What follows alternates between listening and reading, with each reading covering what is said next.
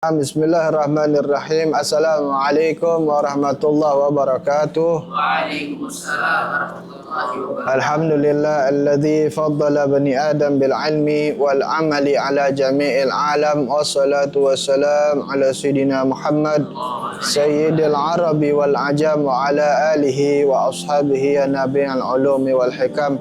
Rabbi syrah li sadri wa yassir li amri wahlul 'uqdatam min lisani yafqahu qawli. Allahumma ya muallima Adam wa Ibrahim 'allimna 'ilma ma yanfa'una wanfa'na bima 'allamtana wa zidna faham.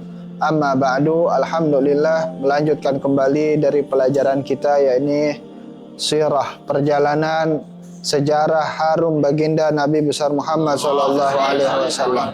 Telah sampai kita pada bab yang ke-6, bu'ista bil haqqi wal adli.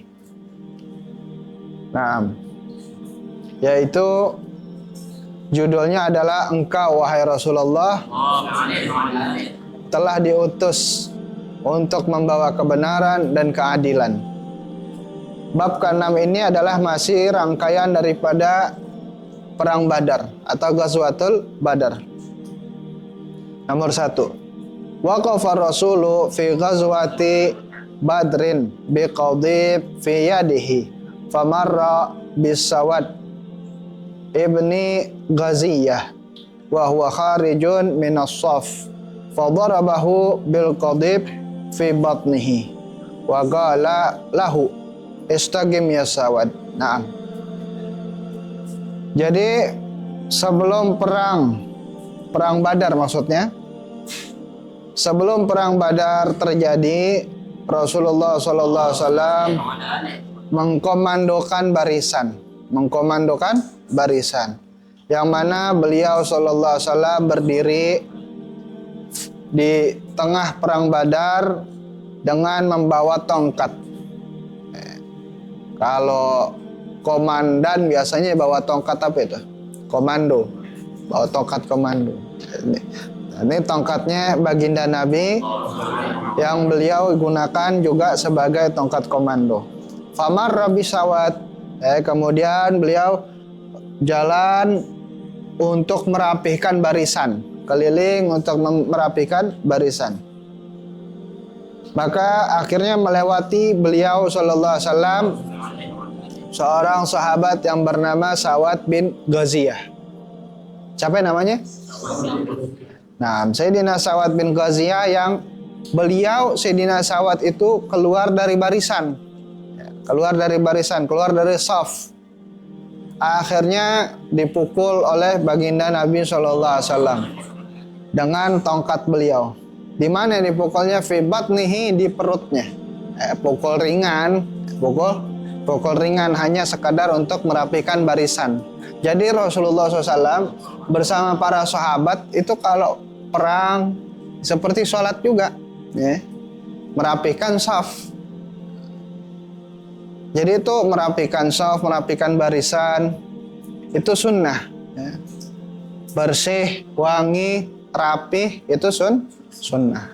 Nah itu jangan kayak gini nih, udah nggak jelas nih, ada yang duduk begini, ada rapiin barisan, bikin barisan, hatta 2 baris, tapi 2 barisnya seimbang. Kalau kiri 3 berarti kanan 3,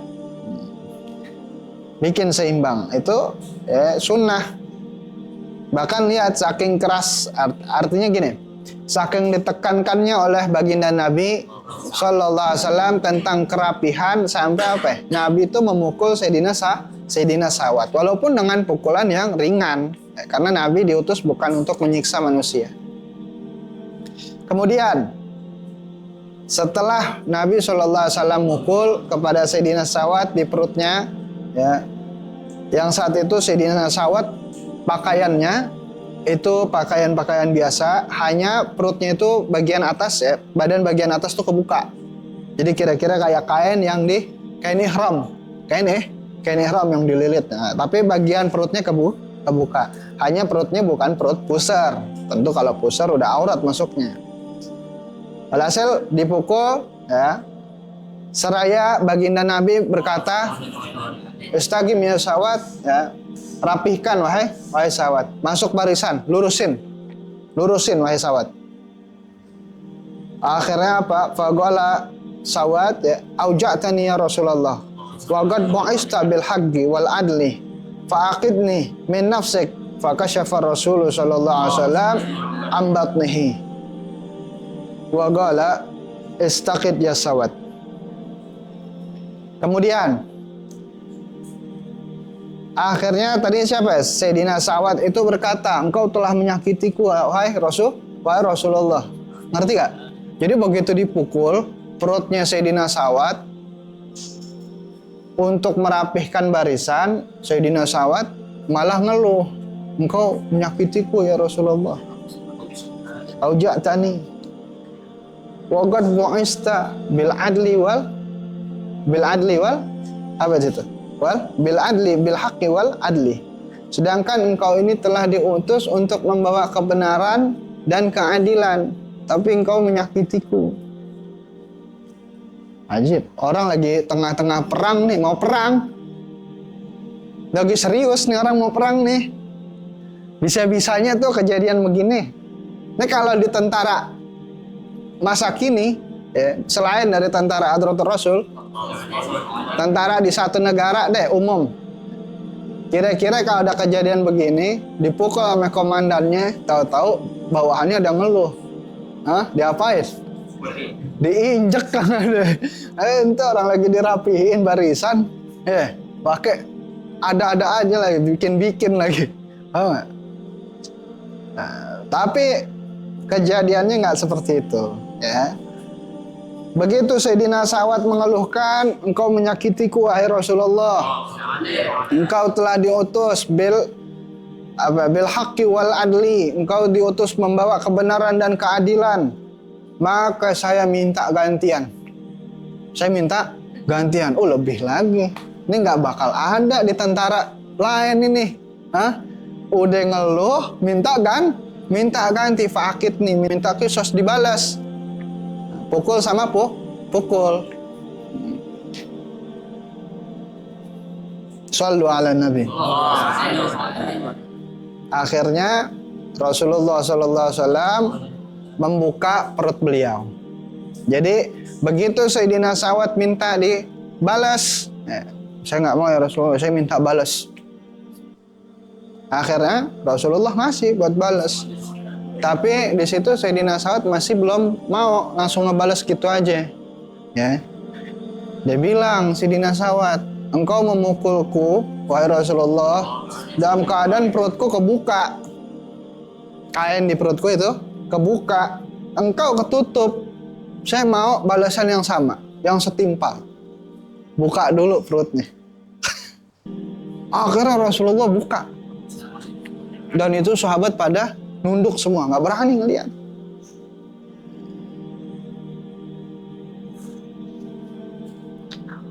Begitu Rasulullah SAW buka, kelihatanlah perut beliau yang mulia. Saat itu begitu sudah terlihat, fa'tanaqahu Sawat wa qabbala batnahu faqala alaihi salatu wassalam, ma hamalaka ala dzalika ya Sawat. Faqala ya Rasulullah, aradtu ayyakuna akhiral ahdi ayamassa jildi jilduk fada'alahu bi khairin.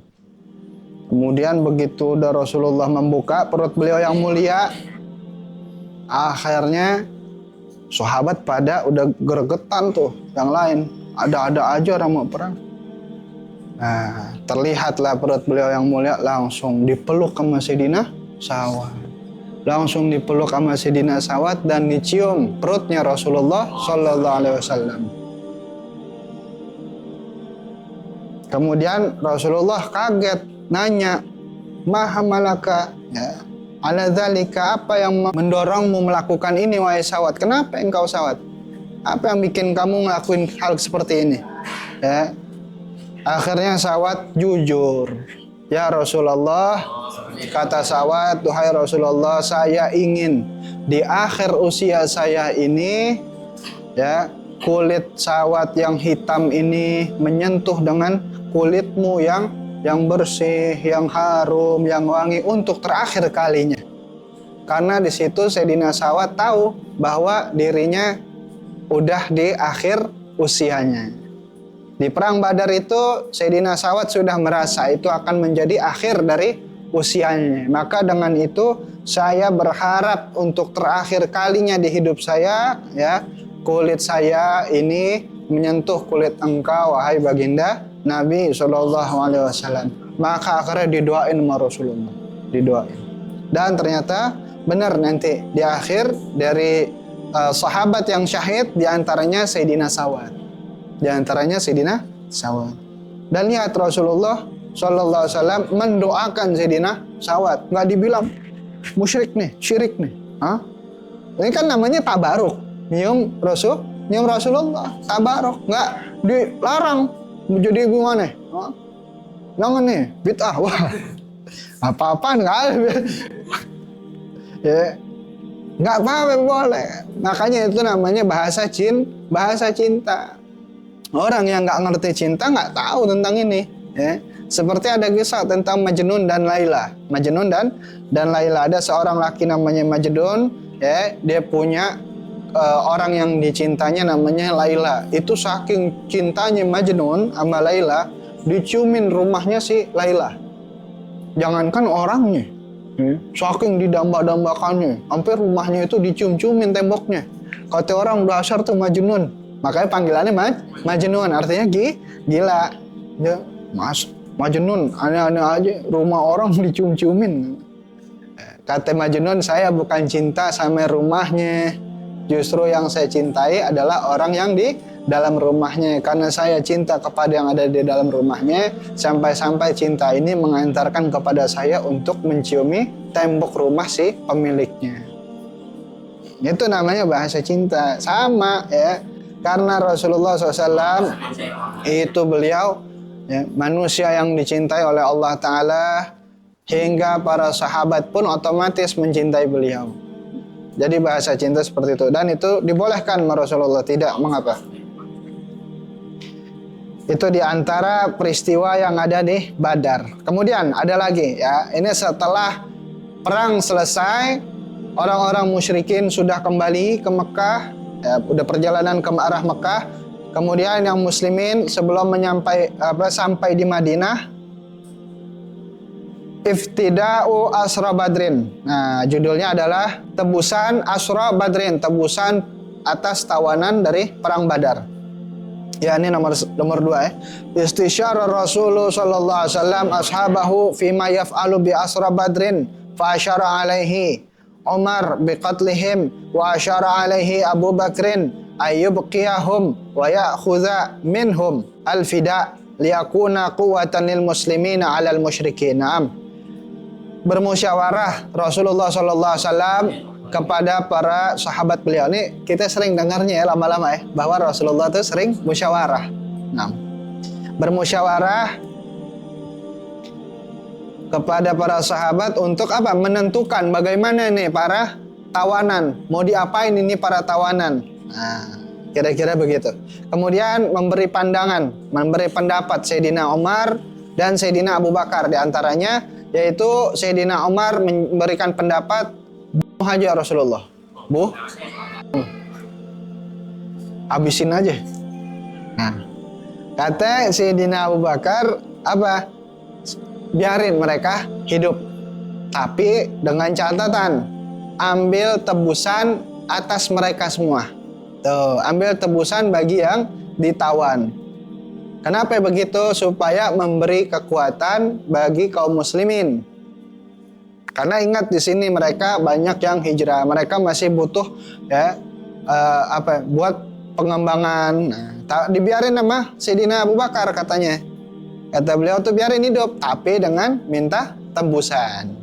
Fawafaqa Rasulullah ra'yu Abi Bakrin. Kemudian Rasulullah SAW sepakat, ya, dengan pandangan dari Sayyidina Abu Bakar. Wa amara alla yuflita ahadun illa bil fida'i wa kana min 4,000 ila alfi dirham. Nah, kemudian Rasulullah memerintahkan supaya jangan ada yang lepas satupun kecuali telah dimintakan tebusan di antara mereka. Ya, adapun tebusannya itu beragam dari 4.000 dirham hingga 1.000 dirham. Jadi macam-macam. Tergantung, kelihatan yang punya duit ya kasih tebusannya lebih banyak. Nah, yang kira-kira sedang-sedang saja tebusannya hanya 1.000 dirham. Jadi adil begitu. Nanti nggak adil antara yang lebih banyak duit sama yang nggak banyak duit, sama-sama aja. Nah, itu lebih adil. Nah, kita lihat catatannya nomor 1. Wafaqa ala ra'yu Abi Bakrin. Kemudian ya Rasulullah tadi sallallahu alaihi wasallam beliau sepakat dengan pendapatnya Sayyidina Abu Bakar setelah beliau memuji dua pendapat dari sahabat beliau, yaitu baik Sayyidina Abu Bakar sendiri maupun Sayyidina Umar. Dengan kata Nabi sallallahu alaihi wasallam, inna masalaka ya Abu Bakrin masalu Ibrahim qala faman tabi'ani fa innahu minni wa man asani fa innaka ghafurur rahim. Perumpamaan dari pendapatmu itu hai Sayyidina Abu Bakar, kata Nabi, itu seperti Nabi Ibrahim. Dahulu Nabi Ibrahim pernah mengatakan faman tabi'ani fa innahu minni. Siapa yang ikut bersama kami, maka dia adalah golongan kami. Waman asani, dan siapa yang mengingkariku, kata Nabi Ibrahim, fa innaka ghafurur rahim. Ya Allah, engkau maha pengampun lagi maha penyayang. Biarin aja deh. Wa inna masalaka ya Umar mislu Nuh. Adapun pendapatmu wahai Sayyidina Umar, kata Nabi, itu seperti pendapatnya Nabi Allah Nuh dahulu. Atas respon beliau terhadap kaum yang mana Nabi Nuh itu berdoa kepada Allah Ta'ala dengan katanya, Rabbi la tazar alal ardi minal kafirina dayara. Duhai Allah, jangan kau sisakan orang-orang kafir yang menentangmu di muka bumi ini satu tempat tinggal pun. Jangan sisain tempat tinggal, habisin aja. Nah, makanya nanti ada kejadian apa? Bumi itu kebelah, airnya dimuntahkan. Makanya nggak ada satupun kehidupan saat itu kecuali siapa? Nabi Nuh dan umatnya yang selamat, yang naik bahtera. Nah, itu karena Nabi Nuh minta seperti itu. Jadi maksudnya adalah kedua dari pendapat sahabat Rasulullah Sallallahu Alaihi Wasallam, ya itu dua-duanya tetap berdasar, berdasar. Baik Sayyidina Abu Bakar maupun Sayyidina Umar radhiyallahu taala anhuma. Lanjutan. Akan tetapi beliau SAW lebih setuju dengan pendapat dari Sayyidina Abu Bakar. Ammal fuqara faman yuhsinul qira'ata wal kitabata atahu Rasulu sallallahu alaihi wasallam asyratan min sibyanil Madinah yu'allimahum wa kana dzalika fida'ahu. Tadi antara yang kaya dikasih 4.000 dinar untuk tebusan, dirham, maaf, 4.000 dirham. Adapun yang sedang-sedang saja itu dikasih tebusan 1.000 dirham. Bagaimana dengan yang fuqara? Ya, karena dari 70 ya? 70 tawanan itu nggak semuanya punya duit. Ada yang fuqara, yang fakir gimana? Adapun yang fakir, Rasulullah SAW menyuruh perintahkan untuk yang fakir-fakir supaya ngajarin baca dan tulis. Ngajarin baca dan tulis.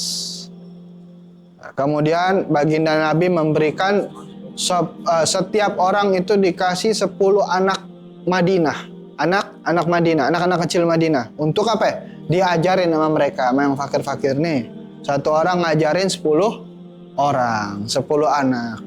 Untuk apa? Biar bisa baca dan tulis. Dan itu pengajaran tadi adalah tebusan bagi mereka.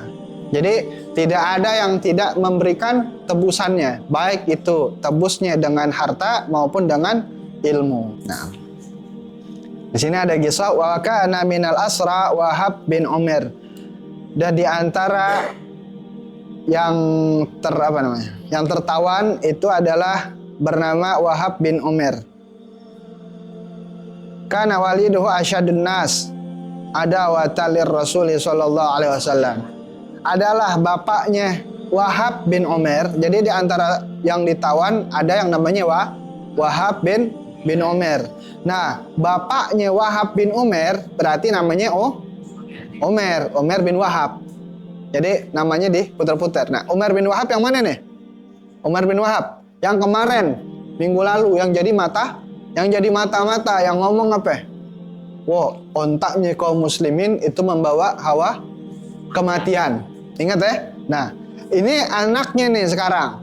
Anaknya ketahuan. Ditawan atau tertawan, bukan ketahuan kelihatan. Ini mau lanjut kan nih? Anaknya Umar itu ditahan, ditawan. Nah, Umar ini adalah termasuk salah satu yang paling ngeganggu Rasulullah, paling menunjukkan permusuhan kepada kaum muslimin. Bahkan dikatakan juga Umar tuh punya julukan, julukannya apa? Setannya Quraisy. Jadi kalau Abu Jahal tuh biangnya jahil, biangnya kedunguan. Nah, Umar itu dijulukin setannya Quraisy. Saking apa? Saking dahsyatnya dalam musuhin Rasulullah.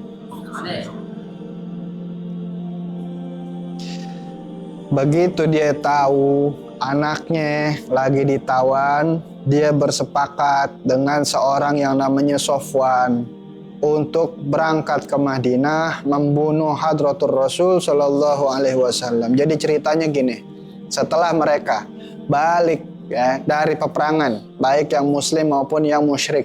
Yang musyrik sudah sampai Mekah, singkatnya ada kisah, yaitu ada seorang yang bernama Sofwan. Sofwan ini dia lagi ngerenung di depan Ka'bah, galau. Kok bisa kita yang 1000 kalah yang 300-an? Apalagi diantaranya Sofwan punya abahnya itu mati di perang Badar. Jadi dia galaunya berkali-kali lipat nih. Udah kita menang jumlah, kok masih bisa kalah? Dia lagi galau begitu, datang nih sahibnya. Datang sahibnya, namanya Umar. Ketemu Umar, datang. Bahasanya ini kita pakai bahasa kita aja ya. Kata si Umar, gua mah kalau bukan karena banyak utang, banyak tanggungan, sekarang juga gua ke Madinah bunuh Muhammad. Kata siapa? Katanya Umar. Sofwan lagi pusing, lagi galau, dia dengar. Yang bener ente Mer. Kalau gitu duduk mari. Utang ente berapa banyak? Keluarga ente berapa orang? Catetin. Utang ente catet, keluarga ente mana aja catetin. Ane yang tanggung semuanya. Tapi ente bener ya, Muhammad ya. Kata siapa nih? Sofwan. Kebetulan Sofwan kaya. Umar kagak. Kata si Sofwan, gue yang tanggung semuanya. Catetin, utang lu berapa? Sama siapa aja di mana? Anak-anak lo gue yang ngurus. Jadi ini si Umar udah nggak takut mati. Dia yang penting apa? Ngelihat Nabi Muhammad terbunuh. Kalau emang ente bener ngelakuin, ane tanggung semuanya. Akhirnya setujulah, sepakat. Kemudian Umar siap-siap ngambil pedang belati yang udah dicampur sama racun. Udah mau berangkat ke Madinah. Kejadian ini, persepakatan ini tidak ada orang lain selain hanya Umar dan Sofwan. Nggak ada orang lain. Jadi nggak ada yang saling ngasih tahu, nggak. Selesai dari sepakat langsung berangkat. Kemana nih? Ke Madinah. Nah, singkatnya begitu sampai di Madinah, ya, dilihatlah oleh Sayyidina Umar akan Umar. Sayyidina Umar ngelihat Umar, wah nih orang datang tiba-tiba nih ngapain nih? Sayyidina Umar udah tahu Umar bagaimana. Kan Sayyidina Umar orang Quraisy, orang Mekah. Ini orang paling jahat sama Rasulullah, tangkap tuh orang. Mau nggak? Langsung ditangkap sama Sayyidina Umar. Suruh pasukan, tangkap. Kenapa ini ditangkap? Aneh kemarin cuma mau jenguk anak aneh, mau nengokin anak aneh, dia ditawan. Enggak, Sayyidina Umar nggak bisa percaya begitu aja. Nggak, kalau ente yang udah datang sendiri nggak beres, bawa belati lagi. Nah, tangkap dulu, urusannya nanti belakangan. Yang penting ditangkap dulu, ditahan dulu. Dibawalah Umar kepada Rasulullah SAW. Dibawa. Ya. Begitu sudah dibawa, kemudian ditunjukin kepada Rasulullah. Datang si Umar petantang petenteng. Walamma dakhala qala an'imu subahan. Kata si Umar begitu masuk ya ke halqahnya Rasulullah. Good morning everybody. Selamat pagi semuanya. Selamat. Datang-datang petantang petenteng. Oh, selamat pagi semua. Sehat semuanya ya. Langsung gitu. Akhirnya di situ Rasulullah SAW bersabda, faqala lahu sallallahu alaihi wasallam, qad abdalanallahu tahiyatan khairan min tahiyatik wa hiya assalam. Telah Allah Ta'ala merubah, mengganti penghormatan atas kami, penghormatan yang lebih baik daripada penghormatanmu, yaitu mengucap salam. Ucapkan salam. Maksudnya Nabi ngajarin, jangan lagi pakai anaimu sobahan, artinya itu good morning. Sobah kan subuh, anaimu itu maksudnya kalimat greeting, ya. Selamat pagi. Iyalah Umar. Indah banget, lucu banget. Kalau kita bayanginnya secara lucu, datang-datang selamat pagi. Kayak orang mau rapat. Walhasil. Kemudian Nabi SAW bertanya, ya. Sa'alahu an sababi maji'ih. Nabi bertanya, apa sebab kamu datang ke sini? Ya. Datang kemari wahai Umar. Apa sebabnya? Qala, Umar jawab, ya. Maji'tu illa li ajli ibni. Saya nggak datang kecuali hanya karena satu alasan, yaitu karena anak saya aja. Saya mau nengokin anak saya. Bohong apa benar nih? Bohong apa benar? Bohong. Akhirnya Rasulullah SAW beliau menjawab, kalau enggak, ente datang bukan seperti itu. Balit tafakta anta wa Safwan ala kadza wa kadza wa kadza. Kata Nabi besar Muhammad SAW, ente datang kemari hai Umar bukan karena alasan untuk nengokin anak ente. Akan tetapi ente datang atas kesepakatan ente dengan Safwan di depan Ka'bah. Yang mana ente melihat Safwan lagi dalam keadaan galau, kemudian ente nyamperin Safwan, kemudian ente bilang kepada Safwan, kalau bukan karena anak saya, kalau bukan karena keluarga saya masih punya tanggungan, dan karena hutang-hutang saya, maka saya berani mati demi membunuh Muhammad. Kemudian Safwan menanggung utangmu dan keluargamu. Kemudian kamu setuju hingga kamu datang kemari membawa belati yang telah dicampur dengan racun. Walhasil diceritain sama Rasulullah SAW. Kaget si Umar. Langsung apa? Minta syahadat. Minta syahadat. Ya. Akhirnya saat itu dengar dari persaksian Rasulullah bahwa begini. Umar langsung fa'aslama Umar. Maka masuk Islamlah Sayyidina Umar. Masuk Islam Sayyidina Umar.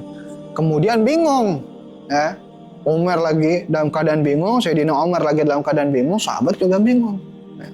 Kenapa kok tiba-tiba pengen masuk Islam? Ya, kata Sayyidina Umar, kunna nukadzibuka bima ta'ti walakin hadha amrun lam yattali alaihi ahadun illa ana wa Safwan. Kita bisa bohong, tapi yang bagian ini, kata Umar, saya tidak menceritakan di depan orang. Demi Tuhan pemilik Ka'bah, saat itu hanya antara saya dan Safwan yang mengadakan sepakat ini. Tidak ada yang tahu sama sekali kecuali hanya Tuhan pemilik Ka'bah. Kata siapa nih? Kata Sayyidina Umar. Jadi apa? Diceritain sama Rasulullah. Dan Rasulullah tahu. Kenapa? Karena ceritanya di depan Ka'bah. Baitullah. Dia sinyalnya kenceng. Dia cerita di depan Ka'bah. Rasulullah tahu karena Ka'bah milik siapa? Milik Allah, sehingga dikasih tahulah kepada Rasulullah, hingga Rasulullah tahu. Dan di situ membawa hikmah, yakni masuk Islamnya Sayyidina Umar. Di Mekah, Sofwan udah girang-girang aja. Kita bawa kabar baik nih bentar lagi nih. Kita dengar kabar baik nih bentar lagi nih. Bakal ada apa? Pimpinan kaum muslimin yang terbunuh. Udah apa? Jumawa. Begitu akhirnya ya, di sisi Madinah, Sayyidina Umar sudah masuk Islam. Kemudian Rasulullah SAW memerintahkan kepada para sahabat beliau, faqihu akhakum, ajarkanlah fikih kepada saudara kalian ini, yaitu Sayyidina Umar yang baru masuk Islam. Wa qara'u alaihil Quran, dan bacakanlah Al-Quran, ajarkan juga Al-Quran. Wa atliqu asirahu, dan bebaskanlah tawanan dari keluarganya. Bebaskan anaknya, itu Sayyidina Wahab. Anaknya Sayyidina Umar, Wahab namanya. Nah, setelah itu ya, kemudian Sayyidina Umar jalan ke Mekah. Balik nih ke Mekah. Begitu balik ke Mekah, ketemu sama Sofwan. Nah, bawa kabar baik nih. Udah kelar nih misi. Ya, nggak taunya apa, datang Sayyidina Umar bilang kepada Sofwan, masuk Islam lah kamu. Karena dia benar seorang nabi. Karena dia benar seorang nabi. Maksudnya Nabi Muhammad. Nabi Muhammad benar seorang nabi. Jangan ente raguin lagi. Demi Allah, saya akan ke tempat-tempat di mana dahulu saya memusuhi Rasulullah, dahulu saya mengganggu Rasulullah, dan di tempat-tempat itu saya akan menyebarkan ajaran agama Islam. Maksudnya Sayyidina Umar nih pengen apa? Keliling. Dahulu di Mekah, di mana aja dia ganggu Rasulullah tuh. Di tempat itu, di titik itu, dia mau ngelakuin hal yang sebaliknya. Akhirnya keliling. Siapa? Sayyidina Umar keliling ke tempat-tempat tersebut. Wahai orang-orang, masuk Islamlah kalian, masuk Islamlah kalian. Begitu, diajak orang. Nah, walaupun di situ belum ada yang masuk. Akhirnya Sayyidina Umar balik lagi ke Madinah. Tinggal sama Rasulullah sallallahu alaihi wasallam. Jadi itu di antara sebab-sebabnya. Nah, kemudian ya, begitu para sahabat radhiyallahu anhum bersama Rasulullah SAW balik. Nah, dari Badar ada peristiwa juga, yaitu terjadi khilafun baina ba'dil muslimin fi qismatil ghanaim. Terjadi perselisihan tentang pembagian ganimah. Ganimah apa ganimah? Harta rampasan perang. Terjadi perselisihan waktu itu. Nah, begitu terjadi perselisihan, fa anzalallahu qat'an lin niza'i wal khilaf. Kemudian Allah Ta'ala menurunkan ayat, ayat untuk menghilangkan atau memutuskan perdebatan dan perselisihan. Yang mana ayat itu adalah min awal suratil Anfal, awal daripada surat Al-Anfal. Apa? Yas'alunaka 'anil anfal, qulil anfalu lillahi war rasul, fattaqullaha wa aslihu dzata bainikum wa ati'ullaha wa rasulahu in kuntum mu'minin. Mereka bertanya kepadamu, wahai Nabi Muhammad, tentang harta rampasan perang. Katakanlah olehmu bahwa rampasan perang itu milik Allah dan Rasulnya. Bertakwalah kalian kepada Allah Subhanahu wa Ta'ala, dan perbaikilah hubungan kalian masing-masing, satu sama lain saling berbaikan. Jangan berantem gara-gara harta rampasan perang. Jangan sampai ada permusuhan. Wa'ati Allah wa rasulahu. Taatinlah, ikutinlah bagaimana Allah Ta'ala dan Rasulnya jika kalian benar-benar orang-orang mukmin. Fata'allafatil qulub, kemudian hilanglah ya perselisihan di antara mereka. berdamai hati-hati mereka setelah hampir-hampir saja mereka itu bercerai-berai gara-gara urusan harta rampasan perang. Wa taraku amral ghanaim lirrasul sallallahu alaihi wasallam yaqsimuha kaifa syaa kama hakamal Quran. Kemudian ya mereka para sahabat akhirnya meninggalkan urusan ghanimah, urusan harta rampasan perang kepada Rasulullah SAW. Udah terserah Rasulullah SAW aja ya, biarin bagaimana beliau sekehendak beliau mau membaginya seperti apa, seperti yang telah disebutkan di dalam hukum Al-Quran. Akhirnya nggak ikut-ikutan lagi mulai saat itu sahabat tentang urusan ganaim, dah milik Allah Ta'ala dan Rasulnya. Wallahu a'lam bishawab. Itu diantara peristiwa-peristiwa yang terjadi daripada rangkaian sebelum dan sesudah perang Badar. Mudah-mudahan sedikitnya bermanfaat. Wa bisiril Fatihah. A'udzubillahi minasyaitonir rajim. Bismillahirrahmanirrahim. Alhamdulillahirabbil alamin.